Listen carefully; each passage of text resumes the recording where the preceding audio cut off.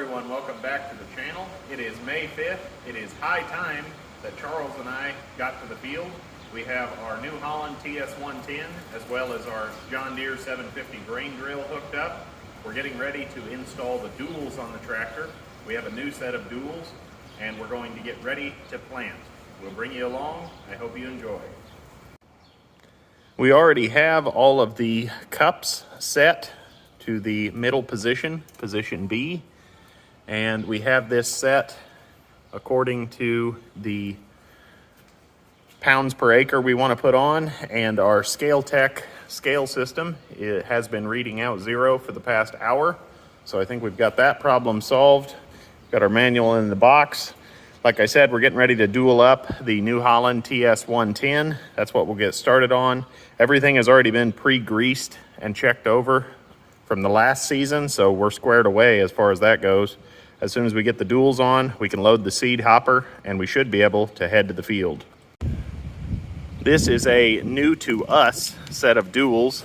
We had these dismounted, sandblasted, and cleaned the rims, and we also added all of these lugs because this set of duals did not come with any, but this is the only set I could really find that would fit the New Holland tractor properly.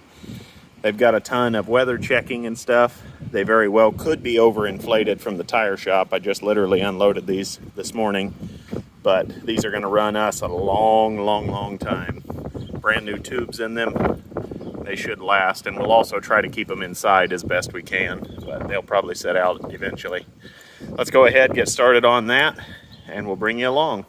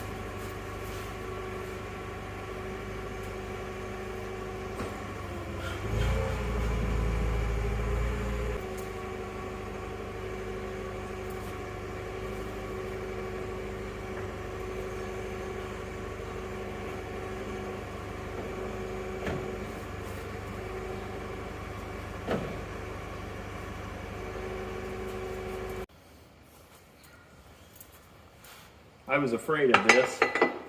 We're hoping to hook right into the inner dish there, and we're definitely lined up, but this is coming up about 3 to 4 inches too short. So we're gonna go put, I think, 4-inch of spacing on this. We'll just cut it back here where it won't matter, and then just extend it, hopefully with like some 1/2-inch pipe or something to that effect. Let's get started. Quick word of warning, always erring on the side of caution. Charlie's young kids are out playing over there at the house. You don't want to leave duals like this up where they can quickly fall over and get somebody, especially a young kid. So ran a quick chain. Forklift will stay in position. I'm going to tell the oldest boy not to even come out here, but it's chained up. That way we don't have any unfortunate accidents. This is going to be the basic setup. I have a bunch of this 1-inch square tubing, several drops that we can get what we need out of it. Just gonna slice this, and then I have this inserted about 1 inch in, so we're not doing just a straight butt weld. We're gonna insert that about that much, and we're keeping everything semi-parallel. Doesn't really matter with these spacers, just to help with my OCD. With all of that said, let's get cranking. It's gonna be a minute.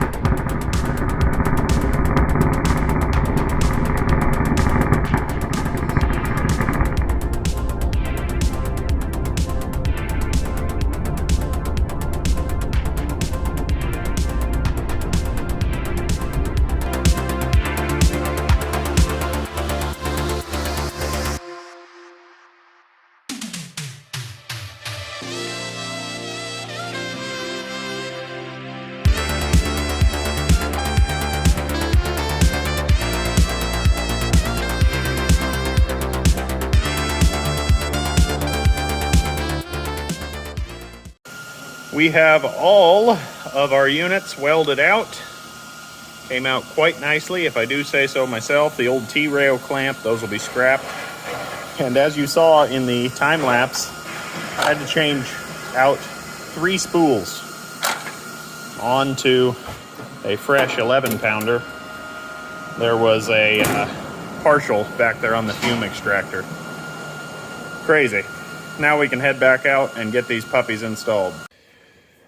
It is the following day, and we're going to throw these in the sandblast cabinet over here and get ready to paint these, because I like to go all the way. When you're doing a project like this, it really makes it look good. Over here in the paint booth, we have a very thick coat of paint on all of them. We'll wait for this to dry, and then we'll come back and do the other side. Doesn't really have to be done this way, but I just like to go all the way on projects like this, and then it looks right and proper when you're all said and done. I've also mentioned this stuff a ton on the channel, Rust-Oleum hammered, and this is the silver. It just comes out just gorgeous. Hides defects, goes on thick, and it dries very quickly. Like 30 minutes from now, I would be able to flip these. They'd still be slightly tacky, but I'd be able to flip these and handle them. So good stuff all the way around. We are back out at Charlie's shop. He had to use the forklift. Just left this chained up. Everything's working well. We'll go ahead, get our new clamps on, and hopefully I made them long enough. Now, these being a John Deere T-rail system, they kind of had these like lug nut looking nuts. We're going to just flip those around.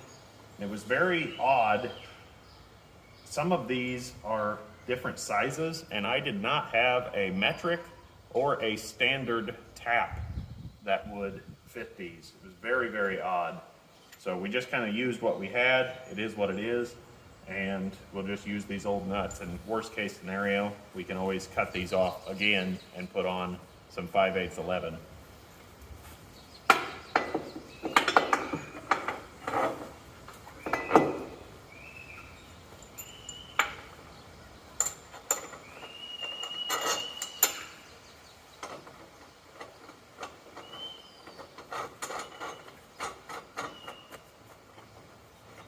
One of the added benefits of the square tubing I added is I can put a standard 1-inch wrench on there, because anybody that's done this knows that sometimes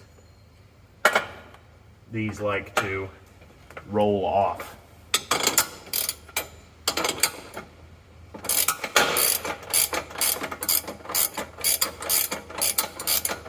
A little bit of a tough spot right here, so it's always handy to have the right ratcheting wrench.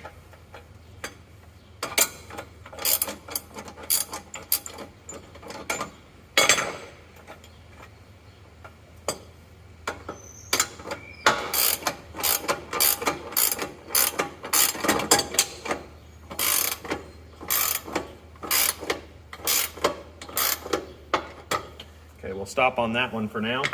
We'll go ahead and do one of the upper ones.